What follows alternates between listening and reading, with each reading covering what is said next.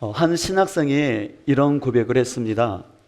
자신은 신학 공부를 많이 했는데 마음이 뜨거워지지 않는다라는 것이에요. 그 얘기를 듣고 있는 노 목사님이 이렇게 얘기를 했습니다. 하나님은 머리로 아는 분이 아니라 무릎으로 만나는 분입니다. 다시 한번 기억했으면 좋겠어요. 하나님은 머리로 만나는 분이 아니라 무릎으로 만나는 분이다.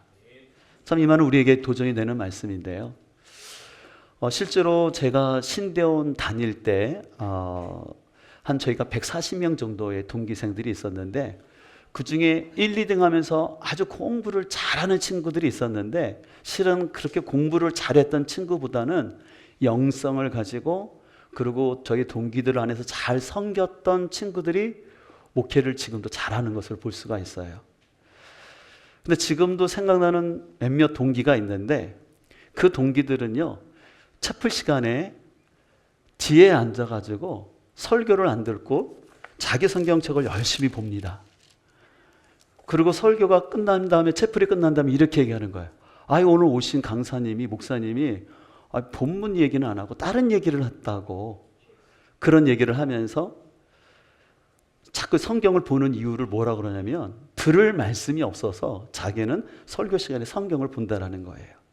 근데 그렇게 말했던 동기들 치고 제대로 목회하는 친구들이 없는 것을 보게 되었습니다. 여러분, 이것은 참 우리에게 중요한 의미를 던지는 것 같아요.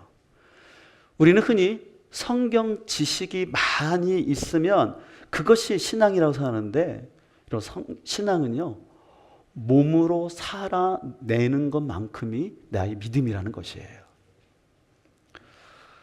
제가 칼럼에도 썼지만 우리 예수님은 단순히 영으로 오지 아니하시고 육체, 우리의 몸으로 오셨어요.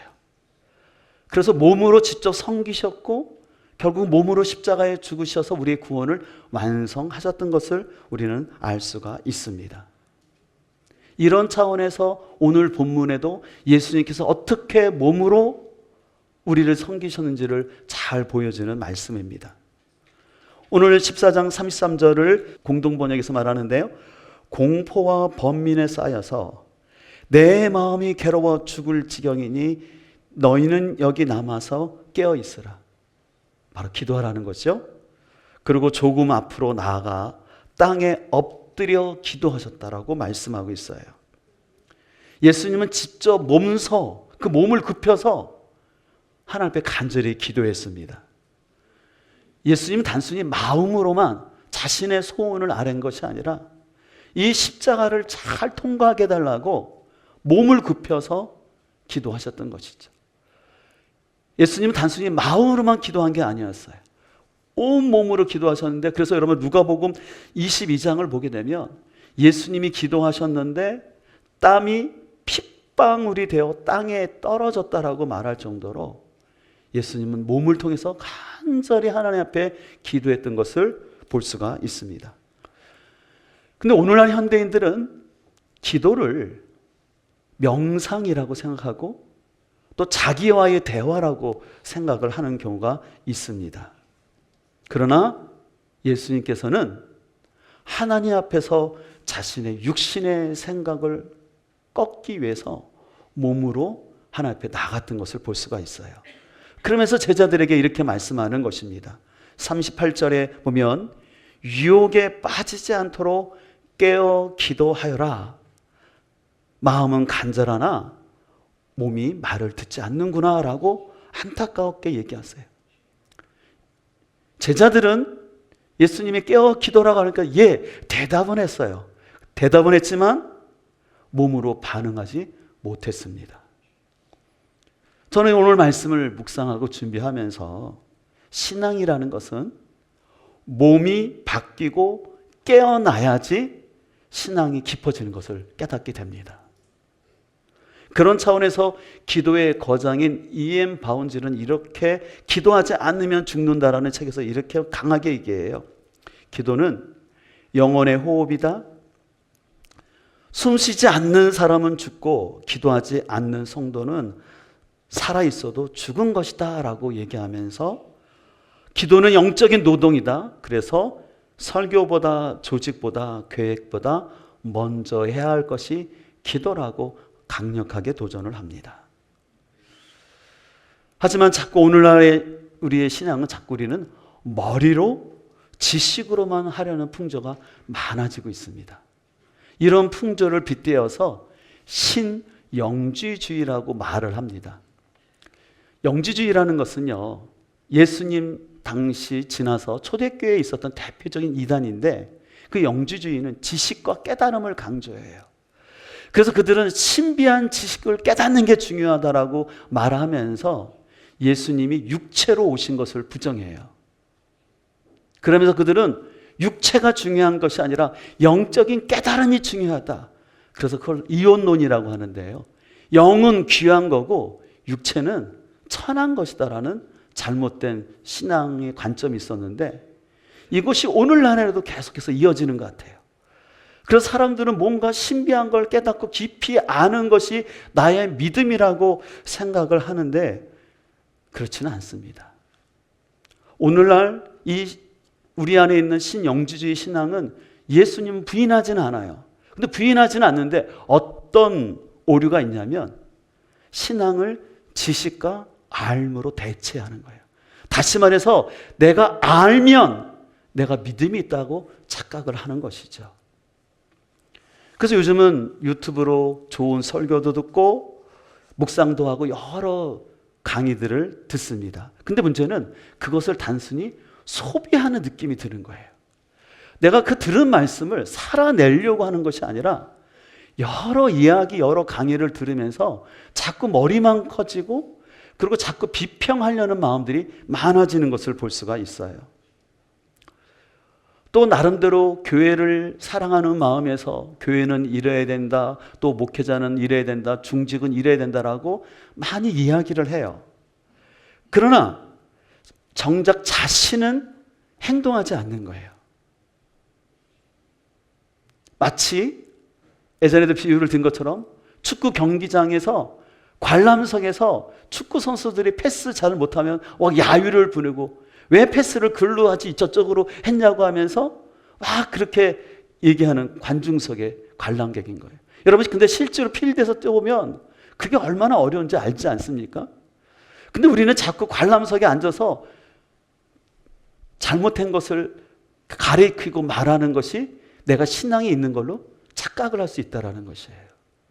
근데 여러분들, 우리의 신앙은 하나님께서 우리를 관람석에 앉아있는 관중으로 부르신 것이 아니라 하나님은 우리를 지역 공동체에 우리를 불러준 줄 믿습니다.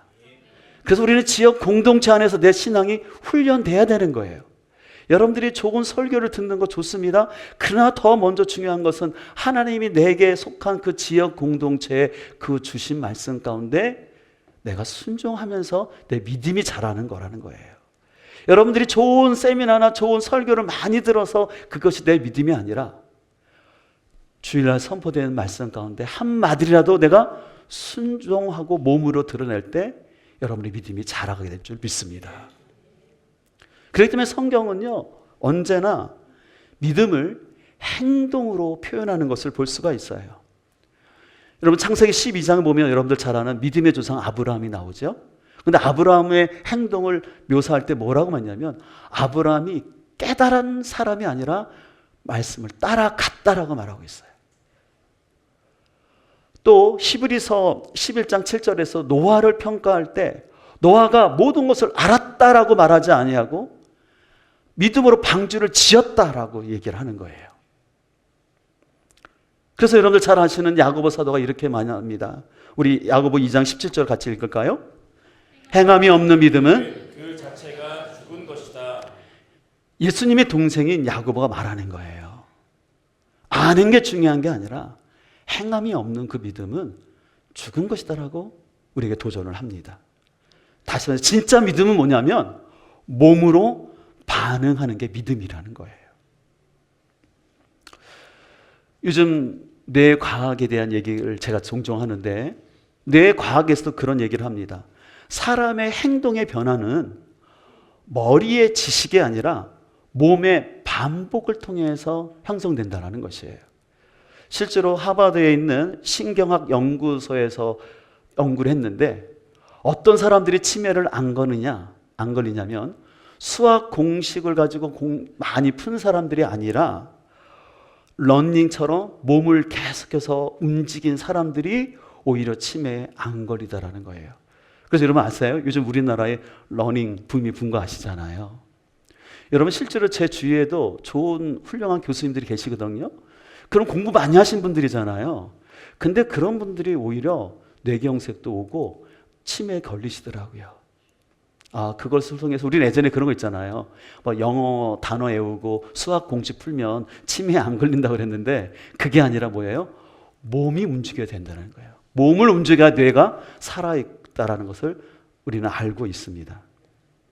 이런 차원에서 우리가 여러분들이 힘들지만 반복적으로 기도하게 되면은 뇌는 그것이 여러분의 삶의 신앙의 기본 모두가 되는 거예요. 그래서 기도가 습관이 됐을 때 어떤 문제가 발생하지 않습니까? 그때 내가 기도가 습관이 된 사람은 기도로 문제를 해결하는 반응을 보인다는 거예요. 그런데 몸으로 기도가 훈련이 안 된 사람은 어떤 문제가 있으면 쉽게 낙심하거나 인간적인 방법으로 해결하려는 반응을 보인다는 것이죠. 그래서 여러분들 우리는 이런 말을 많이 들었을 거예요. 생각이 바뀌면 삶이 바뀐다라는 말 많이 들었죠? 근데 우리는 이것을 신앙적인 차원으로 이렇게 바꿨으면 좋겠어요. 뭐냐면 무릎이 바뀌면 뇌가 바뀌고 뇌가 바뀌면 무엇이 성장한다? 근데 출발점은 뭡니까? 무릎이에요. 다시 말해서 몸이 주님 앞에서 기도하는 습관이 만들어질 때 우리 믿음이 자랄 수 있다는 것이에요. 그래서 여러분들 우리 신앙은 지식으로 자라지 않고 내 몸으로 반복하고 무릎으로 해야지 그것이 진짜 내 신앙이 될 수 있다는 것이죠. 왜냐하면 여러분들이 아무리 깊고 많은 것을 안다 할지라도 실천하지 않으면 아무 능력이 나타나지 않지요. 그래서 오늘 주님은 다시 한번 오늘 본문에서 32절부터 이렇게 말씀하시는데요. 예수께서 제자들에게 말씀하시기를 내가 기도하는 동안에 너희는 여기 앉아 있으라 하시고 베드로와 야고보와 요한을 데리고 가셨습니다. 그리고 예수님께서는 매우 괴로워하시며 기도하시는데 그래서 제자들에게 말씀하셨어요. 내 마음이 근심에 쌓여 죽을 지경이다. 너희는 여기 머물러 깨어 있으라. 바로 깨어 있으라는 것은 나를 위해서 기도해 달라는 예수님의 간곡한 부탁이었습니다. 하지만 안타깝게도 제자들은 피곤하여서 잠들었습니다. 안타깝게도 근데 오늘날 교회 안에서도 이런 장면이 나타날 수 있다는 것이에요.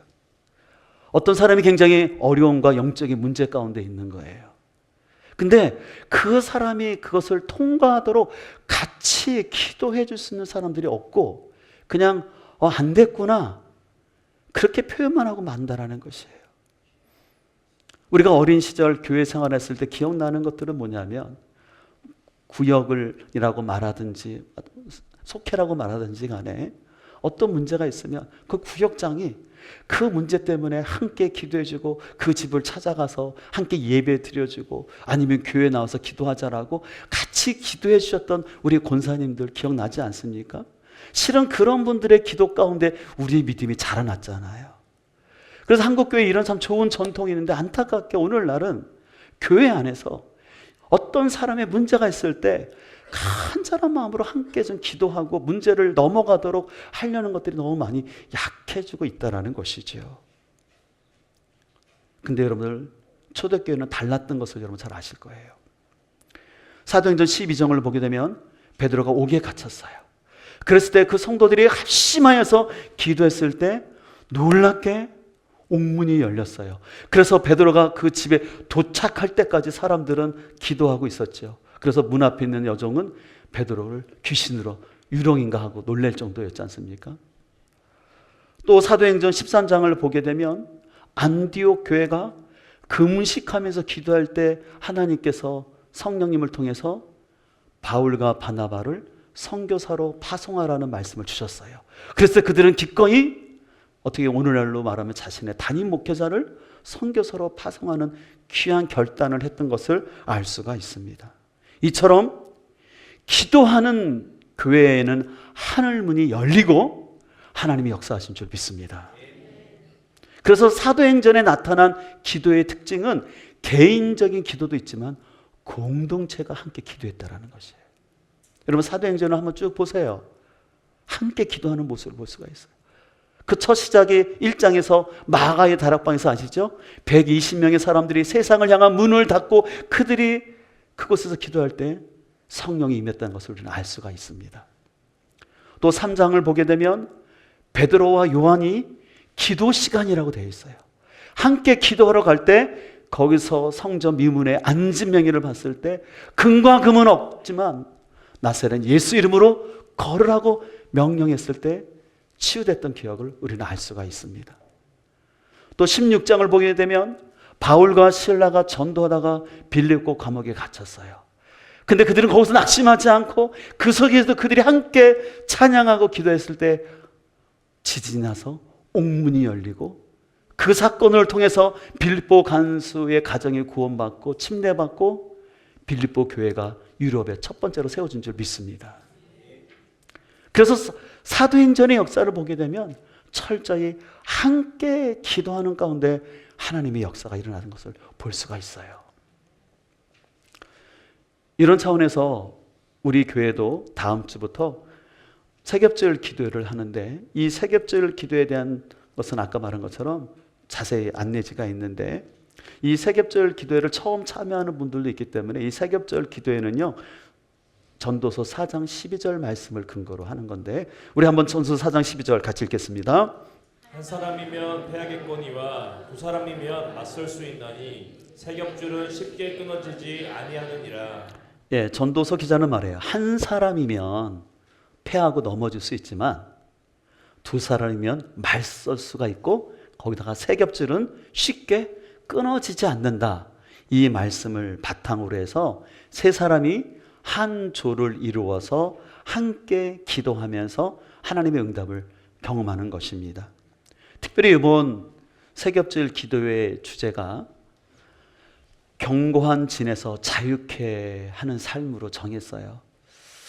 왜 이 주제를 정했냐면 기도하는 가운데 하나님께서 저에게 주신 감동은 뭐냐면 여러분들 실은 우리 신앙생활은 여러분들이 인정을 하든 안 하든 간에 수없는 영적 싸움이 있어요. 그래서 실은 여러분들의 믿음이 자라지 않게 하는 요인 중에 사단의 공격, 여러분을 낙심케 하는 데는 사단의 공격이 있거든요. 그래서 우리가 영적 싸움이 있다는 걸 알고 그 영적 싸움에 승리하기 위해서는 먼저 여러분 안에 나도 알지 못하는 상처들이 있어요. 그 상처가 많을수록 업앤다운이 심해지는데 그래서 내 안에 있는 상처를 치유하고 그리고 실제적인 그런 영적 싸움에 승리할 수 있는 원리들을 우리가 10일 동안 나누려고 하는데 여러분들 기대함을 갖고 기도로 준비할 수 있기를 소망합니다. 오늘 저는 이 말씀을 묵상하면서 저에게 가장 이렇게 다가왔던 말씀은 바로 이 말씀이었어요. 주님이 제자들을 향해서 하신 말씀이죠. 마음은 원이로되 육신이 약하도다. 주님은 제자들의 약함을 아셨어요. 피곤함을 아셨어요.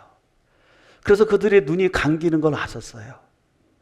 근데 주님은 그들의 약함을 아셨음에도 불구하고 너희들이 깨어 있어야 한다고 말씀하시는 거예요.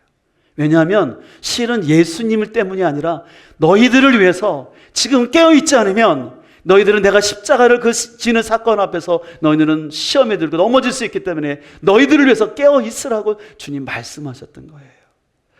분명 주님은 제자들의 마음을 아셨던 거예요. 육체의 피곤함도 아셨어요. 그러나 너희가 진정으로 쓰기 위해서는 육체의 피곤을 이기고 지금은 기도할 때라고. 그래서 베드로를 향해서 베드로야 네가 한 시간도 1hour 한 시간도 깨어 있을 수 없느냐? 라고 주님 안타깝게 얘기를 하시는 거예요. 마치 이런 것 같아요. 여러분들 자녀들 키운 분들은 알겠지만 자녀들이 밤새 막 시험 준비하고 시험 앞두고 막 피곤해 하잖아요. 막 힘들어 하잖아요. 그럴 때 부모의 마음 같아서는 아 그래 그만하고 자라고 할 때도 있지만 너무 중요한 시험이 있으면 피곤하지만 그래도 조금 힘내. 너 지금 중요한 시간이니까 힘내서 시험 준비해야 돼. 그래서 엄마가 간식도 넣어주고 옆에서 지켜봐주고 응원해주지 않습니까? 진짜 마음 같아서는 아 그냥 그 시험 내려놓고 그냥 푹 자게 하고 싶어요. 근데 그 아이가 그 시험을 통과하지 못하면 그 인생의 길들을 개척해 나갈 수 없기 때문에 그 자녀들을 격려하지 않습니까? 그 마찬가지로 오늘 주님은 제자들을 향해서 그렇게 말씀하시는 거예요. 제자들을 아셨어요. 그들의 피곤함을 아셨어요. 그럼에도 불구하고 그들이 육체를 깨워서 기도해야지만 그들이 이 시험의 유혹을 이길 수 있기 때문에 기도하기를 부탁하시는 예수님의 마음이 우리 가운데 잘 전달될 수 있기를 소망합니다. 지난 여름에 우리가 5인 5색 말씀 사경을 하면서 한 선교사님이 오셔서 여리고 성벽 이야기 하셨잖아요. 그렇죠? 그때 한 분이 그 설교를 듣고 감동이 왔어요. 그래서 한 목원이 그 자기의 목원 안에 그 아파트 관련된 문제가 있어서 그 문제를 해결하기 위해서 아파트 단지를 돌자라고 얘기를 했다고 하는 거예요. 근데서 놀라운 것은 그 목원들이 말도 안 돼. 무슨 뭐 그 문제 해결하기 위해서 아파트를 돌아. 그러지 않고 함께 돌았대요. 결과가 어떻게 된지 아세요? 아름답게 응답됐어요. 너무 놀랍게 응답됐어요. 전 그걸 보면서 오늘 같은 시대에 무슨 그 아파트 돈다고 그게 해결돼요? 라고 말할 수 있겠지만 그 지체를 사랑하는 마음을 가지고 말씀을 단순히 믿고 그리고 목원들이 함께 그 아파트 단지를 돌았다는 거예요. 여러분 상상을 해보세요. 목원 식구들이 그 아파트 단지를 도는 거예요. 사람들이 볼 때는 참 어리석고 미련하다 할지만 하나님은 그 기도를 응답해 준 줄 믿습니다. 여러분 우리가 가정교회 가운데 경험해야 될 건 이런 역사예요. 어떤 목원의 문제가 있을 때 함께 기도해 주는 거예요. 우리가 이렇게 기도해야 된다는 것들은 사람들은 알아요. 그러면 이렇게 기도해야 된다고 하면 이렇게 대답하는 분들이 있을지 모르겠어요. 목사님, 기도해야 된다는 건 알지만 저는 믿음이 없어서 기도가 안 되고 어떻게 기도할지도 모르고요. 1분만 하면 1시간 지난 것 같아요. 그렇게 얘기하는 분들이 있어요. 공감이 갑니다. 그러나 여러분들 믿음이 없기 때문에 기도하셔야 돼요. 기도는 믿음 있는 사람이 하는 것이 아니라 믿음이 없기 때문에 기도하는 거예요. 기도해야 그러면서 믿음이 자라가기 때문에 그렇습니다. 그래서 E.M. 바운즈는 기도의 심장에서 이렇게 매기했어요. 기도는 믿음의 숨결이며 믿음은 기도의 심장이라는 거예요. 우리 심장이 계속 펌프질하면서 움직이는 것처럼 우리 믿음이 살아가기 위해서는 기도가 계속 펌핑될 때 그 믿음이 역사할 수 있다는 것입니다. 그래서 여러분들 기도와 믿음은 따로가 아니라 믿음이 있는 사람이 기도하게 되고 그 기도함을 통해서 믿음이 자라가고 또 아까 말한 것처럼 믿음이 없기 때문에 기도하게 되면 거기서 믿음이 생기는 거예요. 여러분 믿음은 어느 날 갑자기 뚝 떨어지는 게 아니에요. 하나님께 사모함을 가지고 기도하는 사람에게 하나님께서 믿음을 주시는 거예요. 특별히 여러분들 내가 기도할 때 나의 필요를 위해서만 기도하면 내 기도가 짧아질 수밖에 없고 길게 할 게 없어요. 근데 여러분들 기도를 오래 할 수 있는 비결 중에 하나는 뭐냐면 내가 다른 사람을 위해서 기도하는 거예요. 특별히 우리 목장 식구들의 제목을 가지고 구체적으로 함께 기도하는 거예요. 그리고 함께 기도함으로 아까 말씀드린 것처럼 그 지체의 문제가 해결됨을 경험하면서 하나님이 우리 목장 가운데 역사하고 계시구나. 그걸 경험하는 것이죠. 우리가 가정교회를 하면서 이제 우리가 목장 모임을 하다 보면은 서서히 서로의 민낯이 보여질 때가 있어요. 그 사람이 말하는 그런 태도가 마음에 안 들기도 하고 심지어는 먹는 거 습관도 마음에 안 들고 불편해질 때가 있거든요. 그러면 그때 우리는 마음속에 좀 불편함, 왜 저 사람이 저렇게 생각하고 왜 저렇게 막 말하고 왜 음식도 저렇게 먹지라는 불편한 마음이 생길 수가 있거든요. 그때 우리가 필요한 것은 뭐냐면 정죄하지 않고 기도하게 될 때 그 사람이 바뀌는 게 아니라 내가 바뀌게 돼요. 그 모고는 여전히 그 사람의 여러분의 마음에 안 드는 행동을 할 수가 있어요. 근데 기도가 왜 중요하냐면 내가 그 영혼을 위해서 기도할 때 내 마음속에 그 영혼을 향한 궁일한 마음이 생긴다는 거예요.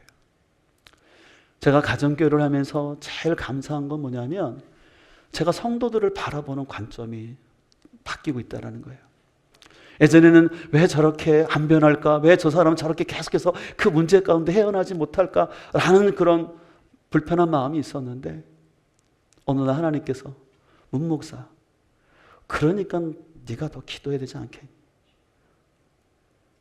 네가 그 사람을 변화시키는 거 아니야. 네가 할 거는 오로지 더 인내하고 기도해 주는 거야.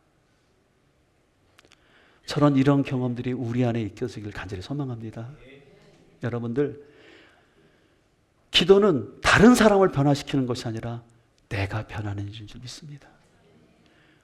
그 사람의 문제는 여전히 있고 또 나의 문제는 여전히 있어요. 그러나 그 기도할 때 하나님께서 내 마음을 바꿔주시는 거예요. 그 사람을 정죄하고 판단하는 마음이 아니라 그 사람을 향한 궁일한 마음. 그래서 아버지의 마음을 가지고 그 사람이 입장을 서서 기도하게 되는 거죠. 그렇게 되면, 때가 되면 하나님이 역사할 줄 믿습니다. 그래서 여러분들, 우리는 내가 누구를 변화시켰다는 생각하지 않으셨으면 좋겠어요. 내가 할 것은 오로지 기도다. 그리고 주님의 마음을 품는 것이다라는 그 고백이 우리 안에 있기를 간절히 소망합니다. 그래서 여러분들, 그런 기도가 많은 교회에 성령님이 역사할 줄 믿습니다. 그런 궁일한 기도가 많을 때 이곳에 온 성도들이 안식과 평안함을 경험하게 될 줄 믿습니다. 그래서 여러분들, 다른 지체를 위한 기도는 거룩한 노동인 거예요. 너무 가치 있는 영적인 노동입니다. 여러분들, 믿음이 자라기를 원하십니까? 그렇다면 자주 기도의 자리에 나오십시오. 제가 오늘 말씀을 준비하다 갑자기 30년 전이 기억나는데, 30년 전에 제가 신대원 1학년 때거든요. 얼마 전에도 말씀드린 것처럼 제가 신대원 갈 때는 저는 아무도 믿지 않는 가정 가운데 후원자도 없이 신학교를 갔고, 저는 학부 출신이 아니고 일반대를 다니다가 신학교를 갔다 보니까 이렇게 아는 친구들도 많지 않고, 그러다 보니까 좀 마음이 좀 이렇게 낙심되기도 하고 좀 그런 마음이 들었어요. 그래서 방학 때로 기억나는데, 그래서 좀 이렇게 위로도 받고 또 힘을 얻기 위해서 이렇게 상담하시고 기도하시는 목사님이 계셔서 그 목사님을 찾아갔어요. 그 목사님이 저를 보시고 이렇게 기도하시더니 그 목사님이 딱 저한테 이렇게 얘기하시는 거예요. 뭐라 그러냐면, 그 목사님 목소리가 좀 칼칼하신데, 전도사님, 영이 약해요. 더 기도하세요. 그리고 끝이었어요. 되게 서운하더라고요. 아니, 힘들어서 좀 위로도 받고 격려를 받고 싶어서 갔는데 그분의 메시지가 전도사님 영이 약하다라는 거예요. 더 기도하라는 거예요. 근데 처음에는 서운했는데 그 말씀이 맞았어요. 그래서 그것이 저에게 큰 전환점이 됐어요. 아, 내가 이렇게 약해지면 안 되겠다. 내 영이 약해서 자꾸 환경과 사람한테 약해지면 안 되겠다. 그 사람의 문제가 아니라 내 영이 약하기 때문에 내가 이렇게 위축되고 있구나라는 걸 알게 되었던 것이죠. 사랑하는 성도 여러분, 지난번 말씀을 통해서 아사왕이 고백한 것처럼 우리는 강한 자와 약한 자 사이에서 우리를 도와줄 수 있는 분은 오직 하나님뿐이라는 이 고백이 있기를 간절히 소망합니다.